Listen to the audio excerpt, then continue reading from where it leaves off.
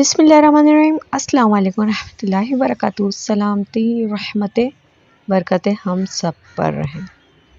बाज़ औक़ात किसी चीज़ का ख़्याल हम कभी नहीं लाना चाहते, लेकिन जब वो हकीकत बनकर हमारे सामने आ जाती है तो हम चुपचाप सब सह जाते हैं। और हकीकत भी यही है कि बाज़ दफ़ा ऐसा होता है कि हमारी सोच, हमारी तबीयत और हमारे मिजाज के ख़िलाफ़ बहुत कुछ हो रहा होता है, लेकिन हमें वक्त और हालात के हिसाब से उन चीज़ों को एक्सेप्ट करना पड़ जाता है। तो बताएं ये सिचुएशन किसके साथ साथ होती है और करना भी पड़ता है, क्योंकि नौयत इस तरह की होती है। खैर, माशाल्लाह से दिन का आगाज़ हो चुका है और खूबसूरत मनाज़िर आपके सामने। माशाल्लाह चाँद भी नज़र आ रहा है। अच्छा, मुझे बताएं चाँद की कौन सी तारीख़ है और ये शुरू का चाँद है या आखिर का चाँद है, ये भी ज़रूर बताइएगा। कमेंट सेक्शन में ज़रूर आके मुझे बताइएगा। दूसरी तरफ ये था कि सर्दी माशाल्लाह से बढ़ रही है, वेकेशन ख़त्म हो चुके हैं, तो सर्दी को किस तरीक़े से आप लोग एंजॉय कर रहे हैं? वेकेशन तो एंड हो गए, अब क्या एंजॉय किया जा रहा होगा कि रज़ाई में बैठ के एंजॉय कर रहे हैं या रूटीन पर आ गए? दूसरी तरफ ये था कि माशाल्लाह से नाश्ता दे दिया था बच्चों को और उसके साथ साथ उनका लंच बॉक्स तैयार कर रहे हैं। तो लंच बॉक्स के लिए कर रही थी, बच्चों के कपड़े वॉश कर रहे थे। हल्के ठंड में ये होता है कि हल्के सिले हुए होते हैं, मतलब ओस की वजह से उनको प्रेस कर लिया था और फिर बच्चों के लिए रेडी कर दिया था कि बच्चे रेडी हो जाएं। दूसरी तरफ उनको समझ में भी नहीं आ रहा था कि आज उनको लंच के लिए क्या दिया जाए, तो फिर ये करा कि ऑमलेट बना दिया था। चीज़ें ऑमलेट बना रही हूँ और ये पराठे के साथ लेकर जाएंगे, इसका रोल बना के दे दिया था। बस यही चीज़ें चल रही हैं कि रूटीन इसी तरह चलती है, सुबह से शाम, शाम से सुबह, यही काम, यही शाम और यही इंसान और यही सब कुछ। आगे आप बताएं मैं क्या आगे बोलती। खैर, उसके बाद ये था कि बच्चों को फ्री कर दिया था, बच्चे अल्हम्दुलिल्लाह जा चुके थे माशाल्लाह से। उसके बाद फिर ये था कि गर्मा गर्म चाय से अब हम नाश्ता कर रहे थे। उस वक्त बाज़ दफ़ा मैं कर भी लेती हूँ उनके साथ साथ, लेकिन बाज़ दफ़ा ऐसा होता है कि इतनी अफरा तफरी हो रही होती है क्योंकि मौसम चेंज हुआ है तो थोड़ा सा सुस्ती दिखाते हैं उठने में। तो बस ये था कि उस वक्त नहीं कर पाई इनके साथ, आज मैं नहीं कर पाई थी लंच, वो नाश्ता तो फिर मैं अब निकाल रही थी अपना और छोटी साहबजादी का। उसके साथ था ये था कि ये वाले काम भी साथ साथ चल रहे होते हैं कि भाई क्या पकाना है, क्या करना है, क्योंकि गैस का सब जगह ही मसले चल रहे हैं। तो बस यही होता है कि बस सुबह क्या रात से ही प्लानिंग हो जाती है कि क्या करना है क्या नहीं करना। तो अभी फ़िलवक्त में दलिया मैंने बनाया था, हाफ डन करके मैंने हटा दिया था क्योंकि मुझे चूल्हा चाहिए था किसी और काम के लिए, शायद नाश्ता ही बना रही थी। तो फिर बस इसी तरह चल रहा है। अब ये था कि बच्चों का माशाल्लाह से लंच बॉक्स पैक करा जा रहा है कि एक तो वो लंच लेकर जाते हैं, वो 10-11 बजे करते हैं। दूसरा वो ज़ोहर की नमाज से पहले या बाद में, ये कंफर्म नहीं हो पा रहा मुझे कि एक बच्चा कहता है कि ज़ोहर से पहले करते हैं, एक बच्चा कहता है बाद में करते हैं। साथ साथ इन्होंने लंच बॉक्स की ये हालत भी कर दी है।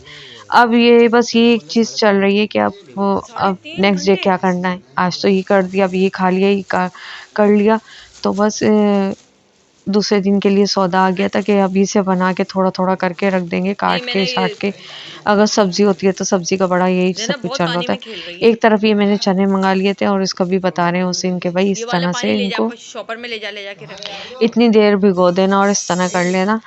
अच्छा, सर्दियों में होता है कि भिगो के रख देते हैं, लेकिन बाज़ दफ़ा तो बड़े अच्छे गल जाते हैं, बाज़ दफ़ा वो मतलब ऐड जाते हैं, हमारी ज़बान में तो ऐड ना कहते हैं या अकड़ जाते हैं उस तरह के। दूसरी तरफ ये आ गया था, ये सारे साग ये सब कुछ आ गए थे। तो देखें उसकी रेसिपी भी अगर हुई पॉसिबल मैं इंशाल्लाह शेयर करूँगी। अभी तो फिल वक्त काटने का इसको सब्ज़ी बनाने का सीन है और इसमें भी बहुत टाइम लग जाता है। दूसरी तरफ ये सब कुछ कर रहे थे। खैबर इसको बॉईल करने के लिए भाई पहले से थोड़ा सा भिगो के रख देंगे, थोड़ा सा नहीं, इसको 3 से 4 घंटे, लेकिन मैं तो ओवरनाइट भिगोती हूँ।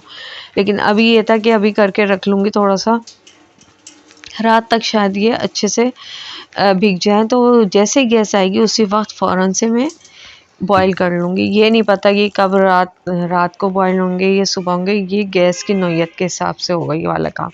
खैर मैंने ऊपर धूप थी हल्की फुल्की सी, मैंने धूप में लाकर इस तरह रखती हूँ। तो कौन कौन इस तरह से करता है। धूप आ रही थी लेकिन उस तरह की नहीं आ रही थी, जाने वाला सीन था, यानी कि सूरज आगे आहिस्ता आहिस्ता से निकल रहा था। और उसके साथ साथ ये हमारे घर पे ये आई भी थी, ये इसी तरह छत पे टहलती रहती हैं, इधर उधर घूमती रहती हैं। और देखें अच्छा ये जो है ना, इसका ये होता है कि आप मेंटली तौर पर अगर ये कहें कि ये तंग कर रही है तो वाकई ये बहुत तंग करती है। और इस तरफ में अचानक से मेरी साहबजादी ऊपर थी, क्योंकि बच्चे तो गए हुए थे, वो छोटी वाली थी, ज़रा तो इनका ख्याल रखना पड़ता है। लेकिन अब वो ये रहा कि ये वाले जो सीज़न चल रहा है ना, ये पतंगों वाला, ये बड़ा मतलब ये देखकर मुझे हैरत हो रही थी। ये ज़्यादा बड़ी उम्र के बच्चे नहीं थी, ये बहुत छोटी उम्र, लेकिन इस जो ये हमारे पीछे के साइड का जो घर है ना, इसकी हाइट बहुत है, ये बहुत ऊंचा है। तो ये इसकी बहुत छोटी सी दीवार थी जिस पर ये बैठी। बड़ा खौफ आ रहा था देखकर। अल्लाह ना करे कोई बेहतियाती, थोड़ा सा मामूली सा कुछ होने से कुछ का कुछ हो सकता है, कोई बड़ा हादसा भी हो सकता है। लेकिन खैर क्या कह सकते हैं। ये कि यहाँ पर मेरी साहबजादी छोटी वाली जो बेटी है मेरी अक्सर चली जाती है, तो उसके पीछे मुझे पहरादारी देना पड़ती है। दूसरी तरफ देखें उस छत पे भी ये जो पतंगों वाला सीन होता है ना, ये जो सीज़न का आते हैं, ये एकदम अचानक से जो एक शुरू होता है ये सीज़न, हर तरफ यही चीज़ें नज़र आ रही होती हैं, तो इसमें बहुत सारे हादसा भी हो जाते हैं। तो बस यही है कि बड़ों का ख्याल रखना चाहिए कि ये ज़्यादा बड़ी उम्र के बच्चे नहीं हैं, दोनों बहुत छोटी उम्र के हैं, तकरीबन 10-11, मतलब ये कि 12 के अंदर ही होंगे दोनों बच्चे, जो अकेले छत पे इस तरह से पतंग उड़ा रहे थे। तो बड़ा खौफ आ रहा था इनको देखकर। पहले सबसे ज़्यादा खौफ तो उस वक्त आया था जो इस तरह बैठे हुए थे।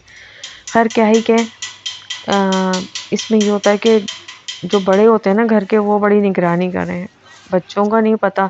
और बस यही है कि अल्लाह ना करे, इसमें तो बहुत सारे हादसा सुनने में आते हैं।